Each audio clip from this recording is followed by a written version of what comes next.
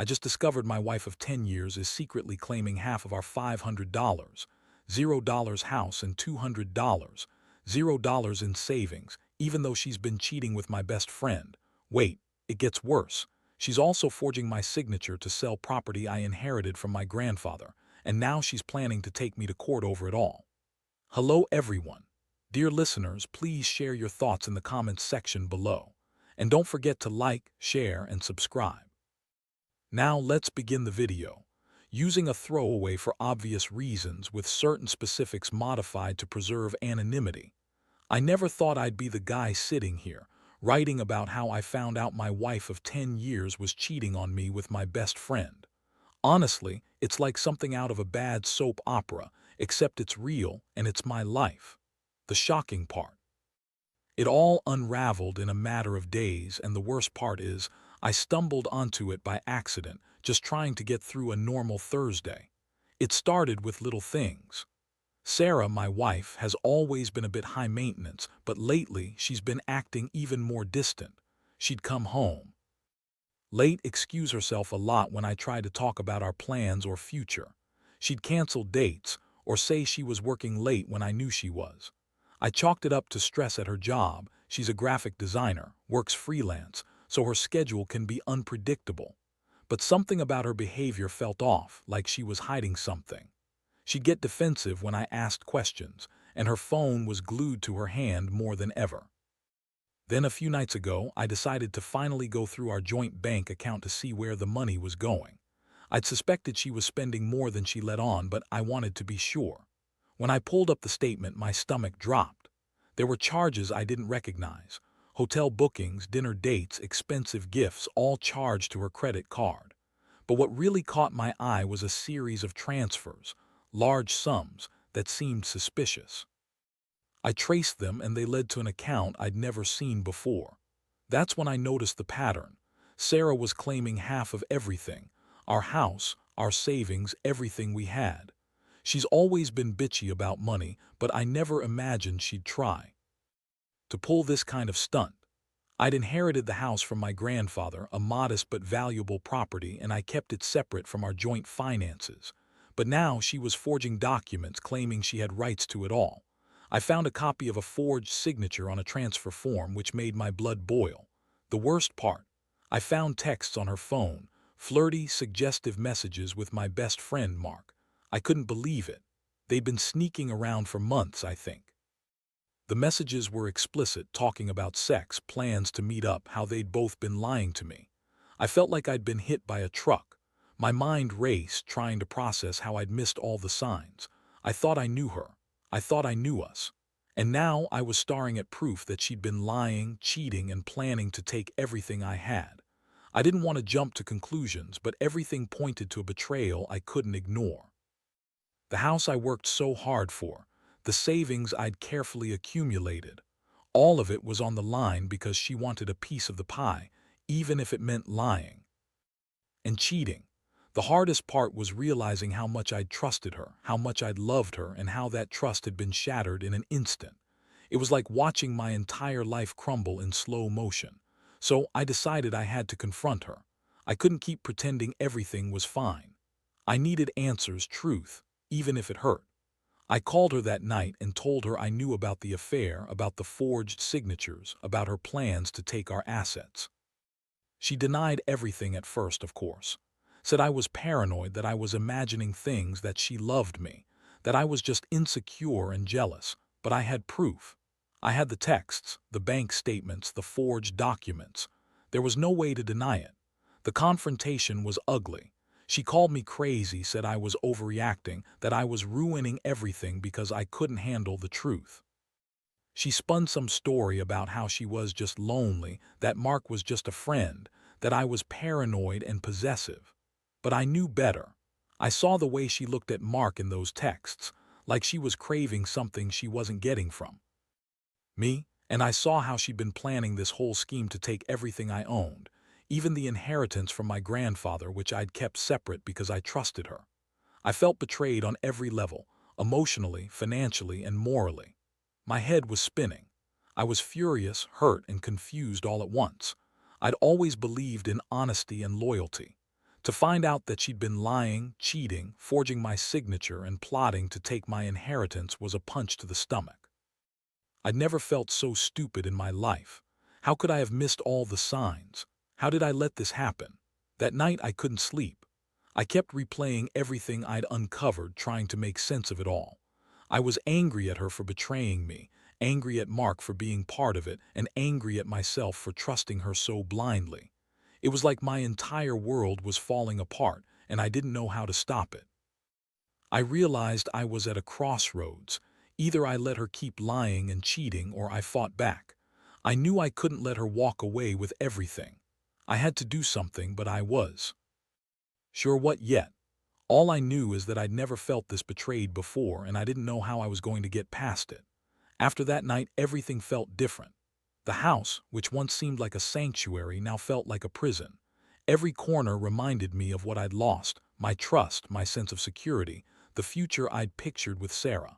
I kept asking myself how she could do this, how she could lie so blatantly, forge my signature, and plan to take half of what I'd worked so hard for. It was like she'd been plotting this for months, maybe even longer. And Mark, my supposed best friend, was right in the middle of it. I decided I had to get professional help, not just for the legal mess I was about to face, but for myself. I found a lawyer specializing in family law, someone who understood property disputes and infidelity cases. We sat down and she laid out the options. I could file for divorce, demand full custody of my inheritance, and challenge her claims to the house and savings. But the thought of losing everything I'd built, especially the house that had been in my family for generations, made me sick. That house represented my grandfather's legacy, and now it was being threatened. Meanwhile, I kept digging into her financials. I hired a private investigator to track her movements, her bank accounts, and her communication with Mark. Turns out, she'd been funneling money into a secret account, probably to fund her plans to buy herself out of the mess or to hide assets. Every new piece of evidence was like a dagger. Did she think she could get away with it? Did she really believe I wouldn't find out? The more I uncovered, the more furious I became. I wasn't just betrayed. I was being robbed blind by the woman I loved and trusted. One afternoon, I found a hidden folder on her laptop. It was filled with forged documents, fake signatures, and detailed plans to sell property I inherited from my grandfather. She'd even gone as far as to get a notary to fake her signature on a transfer deed. I couldn't believe her audacity. She was planning to walk out with a significant chunk of our assets, leaving me with nothing. That realization hit me hard. I had to act fast. I couldn't let her get away with this. I decided to confront her again, this time with the evidence in hand. I told her I knew everything about the affair, the forged signatures, the secret bank accounts, and her plans to sell or claim half of the house. She looked at me with this cold, bitchy smirk, trying to deny it all, but I had the proof. I told her I was filing for legal separation immediately and that I was going to fight her over every penny, every piece of property. Her reaction: she started crying, saying I was overreacting, that I was just jealous, that Mark was just a friend. She said I was paranoid, that she loved me, that I was destroying our marriage for no reason. But I wasn't buying it. I saw her for what she was: selfish, manipulative, and willing to do whatever it took to get her way. Her tears didn't fool me. I knew her lies, her manipulations, her betrayal. I felt a mixture of anger and deep sadness. How could she have been so cruel? How could she have lied for so long? I thought I knew her, but now I was questioning everything. The woman I'd married, the woman I'd loved, was nothing like the person I thought I knew. In the days that followed, I threw myself into legal preparation. I gathered every document, every piece of evidence, and prepared for a fight.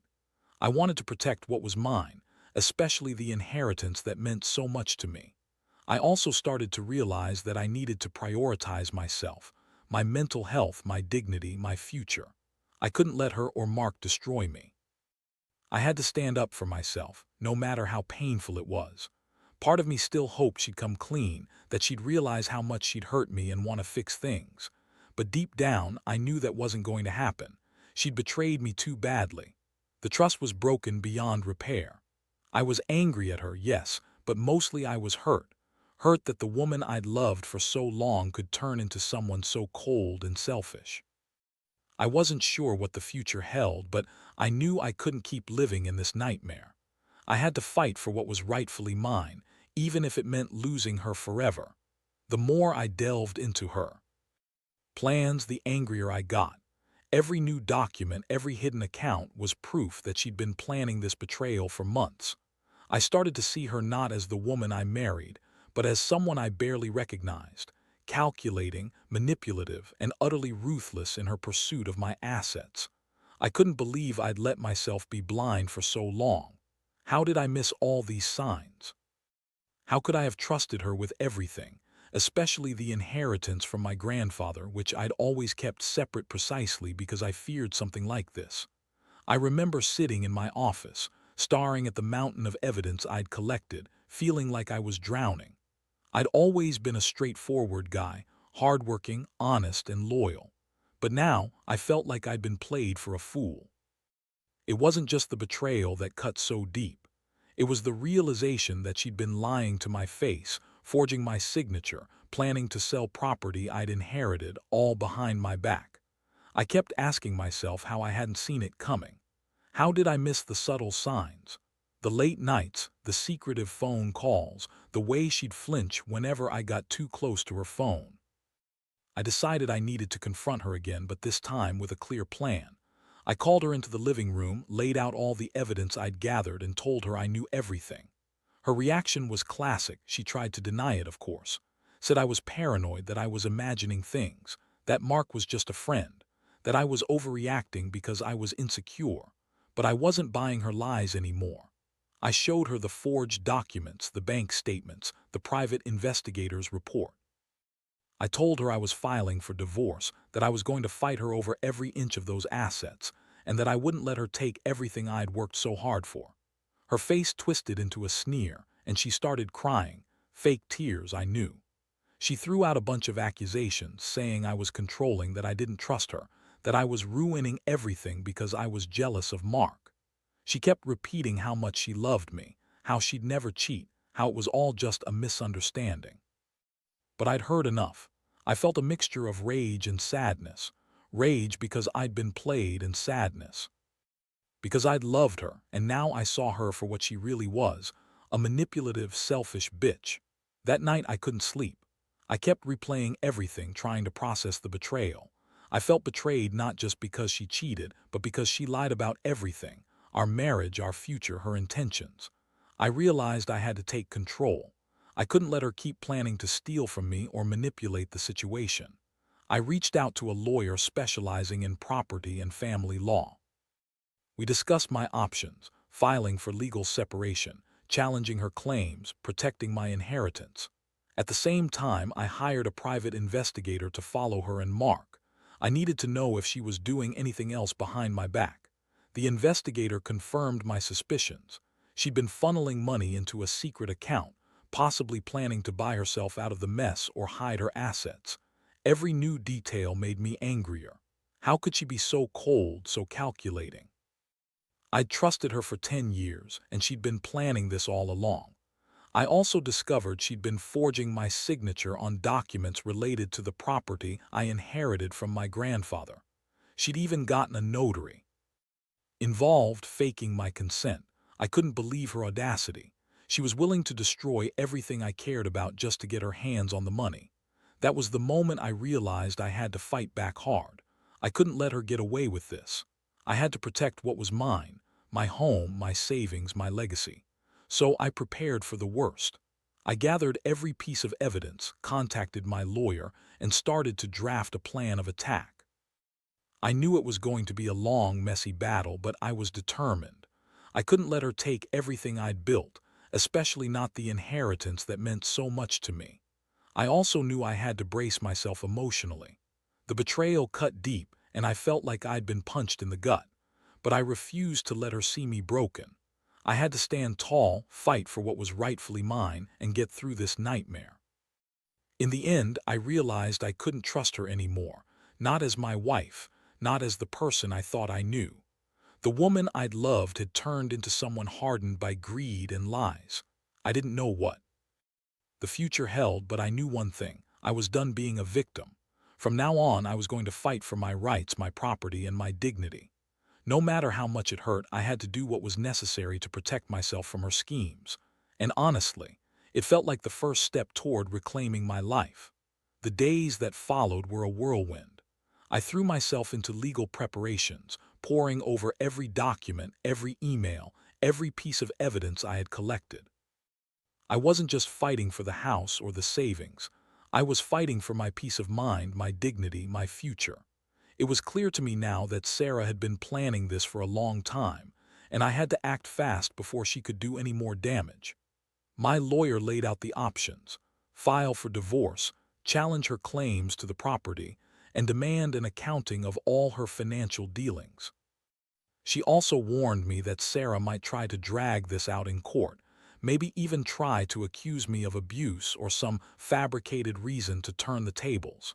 But I knew better. I had the evidence, and I was determined to fight for every dollar and every inch of property I owned. The inheritance from my grandfather was the last thing I wanted to see lost in her greed. Meanwhile, I kept digging.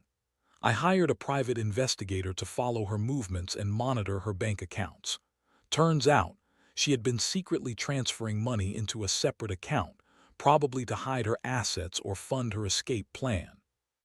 The investigator confirmed my suspicions.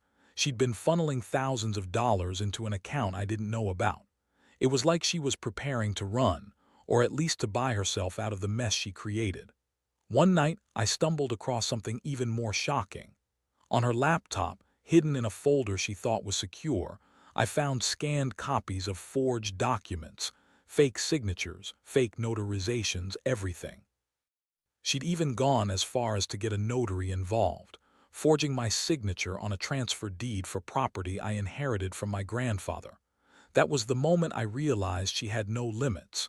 She was willing to forge legal documents, lie, cheat, and manipulate her way into taking everything I owned. The rage boiled inside me. How could she do this? How could she betray me like this after 10 years? I confronted her again, this time armed with irrefutable evidence. I brought her into the living room, laid out the documents, the bank statements, the investigator's report. I told her I knew everything about her affair, her plans to claim half the house, her forged signatures, her secret accounts. Her face twitched with that bitchy smirk, and she started denying everything.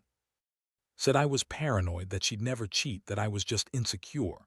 She threw in the classic line, "You're overreacting. Mark is just a friend. I love you, but you don't trust me." I looked her dead in the eyes and told her I didn't believe a word. I told her the truth was right there on the table. Her lies, her manipulations, her betrayal, it was all exposed. I told her I was going to court, that I was filing for legal separation and demanding a full accounting of all her dealings. Her tears were fake, her sobs hollow. She kept trying to guilt-trip me, saying I was ruining everything because I was jealous or insecure. But I'd had enough. The emotional toll hit me hard. I felt betrayed, angry, and exhausted all at once. I'd loved her, I'd trusted her, and now I saw her for what she really was, a selfish, manipulative woman who was willing to lie, cheat, forge, and steal to get what she wanted. It hurt more than I can put into words. The woman I'd married, the woman I'd thought I knew, was gone, replaced by someone cold and calculating. I knew I had to protect myself.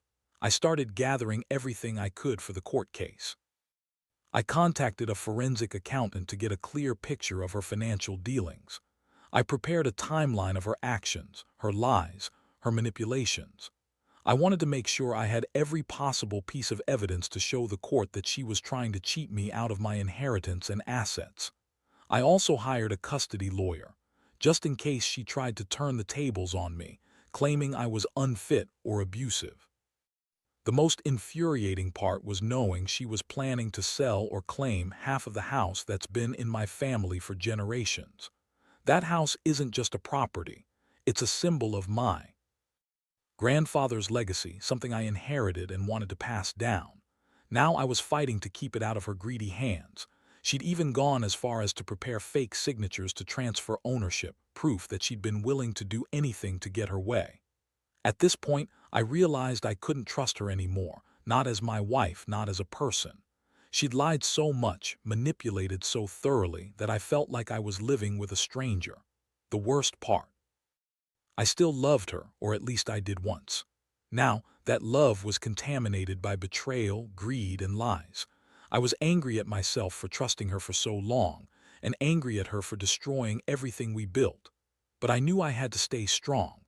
I had to fight for what was rightfully mine, no matter how hard or painful it got. I looked at the upcoming court battle as the only way to finally put an end to this nightmare. She had no shame, no conscience, just a relentless drive to take everything I had, no matter the cost. But I wasn't going down without a fight. I was going to expose her for what she truly was, and I was determined to come out of this with my dignity intact. That's what kept me going, knowing I had the truth, and I wasn't going to let her get away with stealing my legacy. The court date was set, and I knew it was the moment everything would come to a head. I spent days preparing, going over every piece of evidence, making sure I had all my ducks in a row. I knew Sarah would fight dirty. She'd lie, try to spin stories, maybe even accuse me of abuse or manipulation just to turn the tide in her favor. But I wasn't going to let her get away with it. I had the truth, and I was ready to fight for what was mine. On the morning of the hearing, I felt a mix of nerves and anger. I'd never been involved in something like this before. I'd always been straightforward, work hard, pay your bills, be honest. But this was a battle for my entire future, my inheritance, my house, everything I'd built. I arrived at the courthouse early, already clutching my folder of evidence. I could see her in the hallway, acting all bitchy and dismissive, trying to act like she was the victim. Mark was there too, looking guilty as hell. I felt a surge of rage every time I saw them together. The courtroom was tense. My lawyer did her best to lay out the facts. Sarah's forged signatures, her secret bank accounts, her plans to sell or claim half of the property I inherited from my grandfather. She also brought in the private investigator's report, which showed her transfer of money and her secret dealings. Sarah's lawyer tried to argue that she deserved her fair share, claiming she contributed equally, even though her actions proved otherwise. She threw in some tears, some accusations about how I was controlling and jealous, but I knew better. I had everything documented.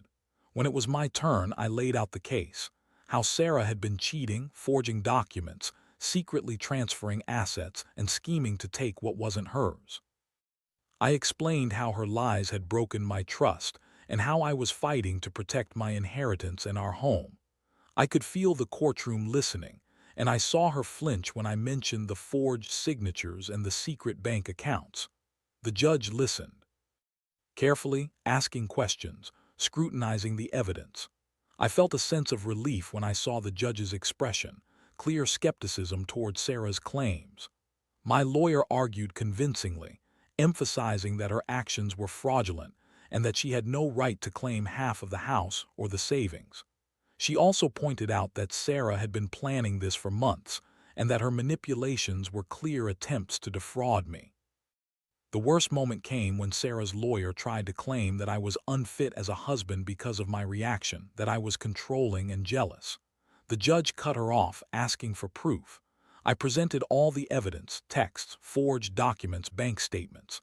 The judge looked at her and said, "It's clear there has been deception here. The court will take these facts into consideration." By the end of the hearing, I felt exhausted but relieved. The judge announced that he would review the evidence and make a ruling soon. I knew there was still a long road ahead. She might appeal. She might try to drag this out in court, but I had done everything I could to prove my case. I'd fought hard to protect my assets, my inheritance, and my dignity. Walking out of that courthouse, I felt a strange mixture of relief and emptiness. I hadn't yet won everything, but I'd taken a stand. I'd shown her that I wasn't going to let her manipulate and steal from me anymore. I realized how much I'd been blinded by love, but also how important it was to stand up for myself when someone crosses the line. I knew this wasn't over, but for the first time in weeks I felt a little hope, that maybe, just maybe, I could rebuild my life without her. As I drove home that day, I reflected on everything I'd learned. Trust is fragile, I thought.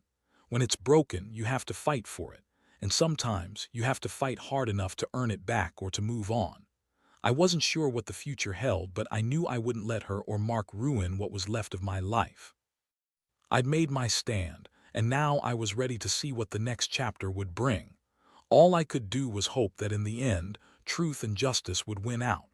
In the days that followed the court hearing, I felt a strange sense of relief mixed with exhaustion. The judge's ruling wasn't final yet, but the evidence had made a significant impact. I knew Sarah would be furious, maybe even try to fight harder or drag things out in court, but I was prepared to stand my ground. I had finally shown her that I wasn't going to be manipulated or stolen from anymore. It was a hard lesson, but one I needed to learn. Trust has to be earned, and once broken, it's almost impossible to fully repair. I spent the next few weeks focusing on rebuilding myself. I cut ties with Sarah completely. No more late-night calls, no more conversations filled with lies. I moved out of the house into a smaller place where I could start fresh. It hurt like hell to leave the home I'd loved, but I knew I needed space to heal. Every corner of that house reminded me of her, of the betrayal, and I couldn't bear to stay there anymore. It was time to start over, to reclaim my life. Financially, I took a big hit, but I was proud of how I fought to protect what was mine. The court decision, when it finally came, awarded me full ownership of the house, and she was ordered to return or pay back the money she'd fraudulently taken from the savings and inheritance. It wasn't just about the money. It was about standing up for myself and making sure she couldn't get away with her lies. I learned that sometimes you have to go to war to protect what's yours, even if it costs you everything to do so.